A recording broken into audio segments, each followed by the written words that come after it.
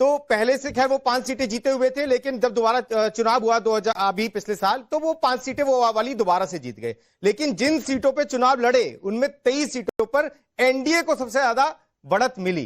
तो क्या ओवैसी का जब यूपी में लड़ेंगे तो अभी उनका कोई खाता नहीं खुला, पिछले चुनावों में भी नहीं खुला, उससे पहले भी नहीं खुला, वोट बैंक भी 1-2% तक रह जाता है, तो क्या इसका फायदा बीजेपी को भी कहीं नजर आता है?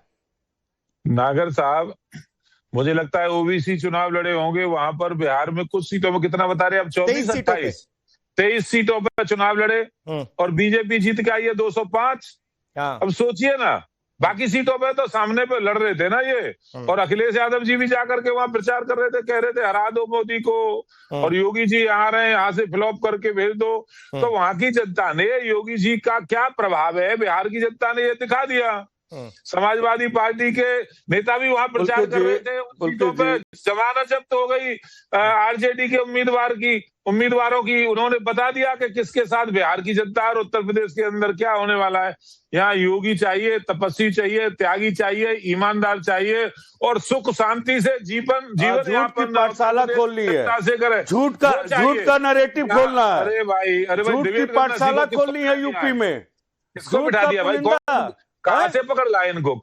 नागर साहब कहां से पकड़ लाए? डिबेट करनी नहीं आती भाई। विनय सिंह बिट्टू समाजवादी पार्टी के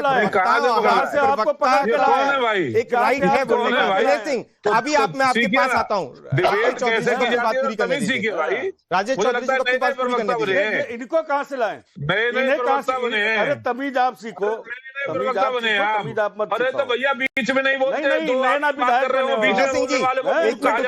राजेश जी आप बोलिए। अब की बार नहीं आएगा। कोई दो लोग बोल रहे हो, दो लोग बातचीत कर रहे हो, उनके बीच में कोई बोले उसको जनता मूर्ख कहती है भाई। समझिए ना, समझदार लोग आपको बोलने देंगे।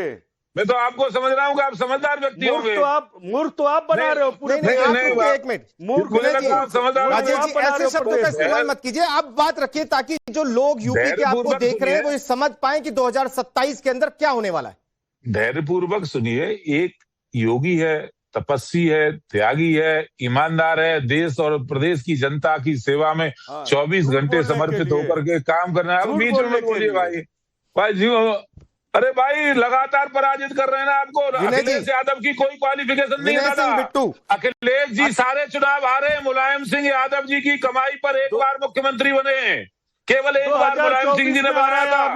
मुलायम सिंह ने 2024 में हराया है। के साथ योगी जी राज कर रहे हैं देश के। विनय सिंह बिट्टू, जो आप सवाल कह रहे हैं कि पहले हराया है, उसी टाइम का मेरे पास एनसीआरबी का डेटा है। स्पष्ट बहुमत दिया है, राज कर रहे हैं लाल किले की प्राचीर से। फिर 15 अगस्त को बोलेंगे कौन सी दुनिया में जी रहे हैं भाई? कहाँ जी रहे हैं? देखिए विनय सिंह बिट्टू, एक मिनट राजेश जी, विनय सिंह बिट्टू, मेरे पास जो आंकड़ा है एनसीआरबी का वो इस ओर इशारा करता है कि पिछले 10 सालों के अंदर यूपी के अंदर अपराध कम हुआ, और अब उसी बात का जिक्र योगी आदित्यनाथ लगातार कर रहे हैं कि पहले किस तरीके से होता था अपराध का जिक्र करते हुए, और तमाम उन मुद्दों को उठा रहे हैं जो अपराध से जुड़े हुए हैं। देखिए, दंगों का प्रदेश था उत्तर प्रदेश। सारे 1100 से अधिक दंगे हुए थे समाजवादी पार्टी के 5 साल के शासन में। सारे 1100 से अधिक दंगे हुए थे। आज किसी की हैसियत है उत्तर प्रदेश के अंदर दंगा कर जाएगा? आज किसी की औकात है उत्तर प्रदेश में दंगा कर जाएगा?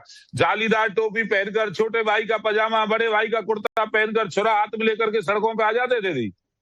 और अधिकतर दंगे शुक्रवार को हुए, जिस दिन जुमे की नमाज होती है। अरे तो जवाब दीजिए। दंगाई सत्ता में है। अब तो दंगाई सत्ता में सरकार होती है तो अराजकता होती है, दंगे होते हैं, हिंदुओं की दुकानें जलाई जाती हैं, हिंदुओं के प्रतिष्ठान जलाए जाते हैं, माँ बहनों के साथ अभद्रता होती है, लूट करवाते हो, जमीनों पर कब्जा कराने का काम करते हो। ये उत्तर प्रदेश की जनता बहुत अच्छी तरह जानती है, इसीलिए गलतफहमी मत जियो भैया। चलिए, सूर्य मैथिल हमारे साथ में है, राजनीतिक विश्लेषक हैं, और आपसे मैं जानना चाहता हूं, आपने तमाम लोगों को सुना, बीजेपी को भी सुना, कांग्रेस को भी सुना, समाजवादी पार्टी को भी सुना, इस मुद्दे पे आपकी राय? 2027 में विदाई है। पहले तो पूरे देश को और आप सभी को भारत माता की जय और वंदे मातरम। और हमको मालूम है जन्नत की हकीकत गालिब दिल को बहलाने के लिए ख्याल अच्छा है, ये अभी कहा राजेश जी ने। मैं उससे आगे और ले जाता हूं कि इनके पैरों के नीचे जमीन नहीं, फिर भी कमाल यह है कि इनको यकीन नहीं। आप देखिए, ये जिस समय में समाजवादी पार्टी की सरकार थी, मैं आपको कुछ तस्वीरों से दिखाना चाहता हूं। ये देखिए, ये कैमरामैन कृपया करके जरा फोकस कीजिएगा। ये वो फोटो है जिसमें एक अपराधी के कुत्ते के संग, अतीक अहमद के कुत्ते के संग किस प्रकार से मुलायम सिंह यादव हाथ मिला रहे हैं। दूसरी तस्वीर दिखा रहा हूं, बता दो ना, देखिए, बता दो ना, ये वो है ट्रंप के आगे जो बंदूक लेके खड़ा रहता था। अब आपको मैं एक और तस्वीर दिखाता हूं जिसे कहते हैं कानून का राज। ये देखिए, ये वो तस्वीर है जब पंजाब से चलकर यही मुख्तार अंसारी जो बंदूक लेकर घूमता था, मऊ में इसने हत्याएं की थी हिंदुओं की, दौड़ा दौड़ा कर किस प्रकार से व्हील चेयर पर बाबा जी के राज में घूम रहा था और जाके सड़ के मरा था जेल के अंदर।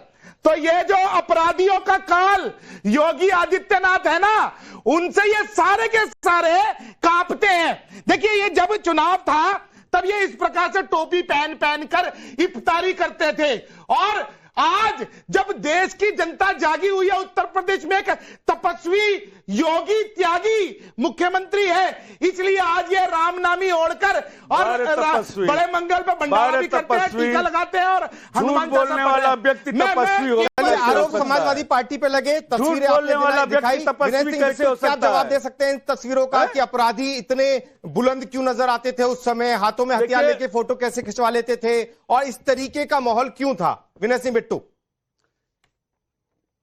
इन तस्वीरों का जवाब दे दीजिए। देखिए, जितने अपराधी हैं भारतीय जनता पार्टी में अब सब नहीं, पार्टी में शामिल हो चुके हैं, ज्यादातर अपराधी। देखिए, तस्वीर सामने रखी है, आप इधर जाएंगे वो दूसरी तरफ जाएंगे, नहीं तस्वीरों और ये सरकार और ये सरकार मिल जाए। बात तो ये तुम्हारे सबसे खास मित्र मुलायम सिंह जी के, तो आप बता दीजिए ब्रजेश सिंह क्या है, आप ये बताइए विनीत सिंह क्या है, आप बताइए ना, आप बताइए। ये देश की जनता जानती है, बात उत्तर तो प्रदेश की जनता जानती है। ट्रंप के आगे कैसे पूछ हिलाते हो ये तो बता दो, लोगों की ट्रंप के आगे कैसे पूछ हिलाते हो ये तो बता दो, अपराधियों के द्वारा।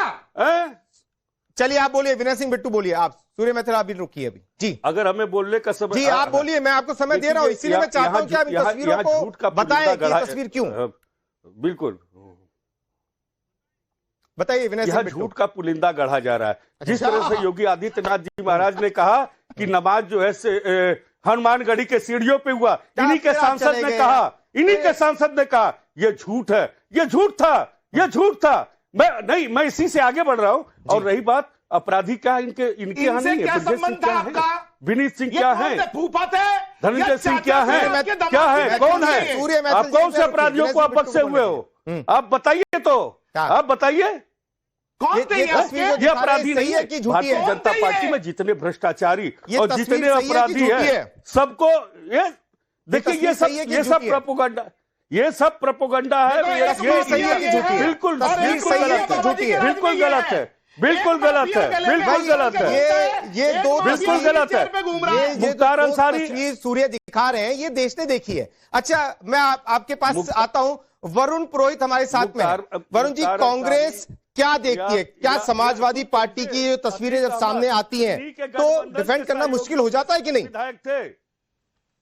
पुलकित जी, अभी प्रश्न ये था, ओवैसी जी ने जो एक बात करी है कि भाई गठबंधन में सब पार्टियों को साथ आना चाहिए लोकतांत्रिक व्यवस्था देश की बचाने के, तो मैं कह रहा हूँ उसका स्वागत है, सभी पार्टियों का आना चाहिए। मैं तो बहन जी मायावती जी को बगैर डर के तो सबको साथ मिलना चाहिए। अगर लोकतांत्रिक व्यवस्था को देश की बचाना है तो सब साथ होकर के अपने अहंकार को छोड़ करके वोट का बिखराव नहीं हो, सबको एक होकर के चुनाव लड़ना चाहिए। दूसरा प्रश्न आ रहा है, मतलब गठबंधन में ओवैसी को जगह यूपी के अंदर मिलेगी या नहीं, क्योंकि कांग्रेस ने और तेजस्वी यादव ने बिहार में तो मना कर दिया था।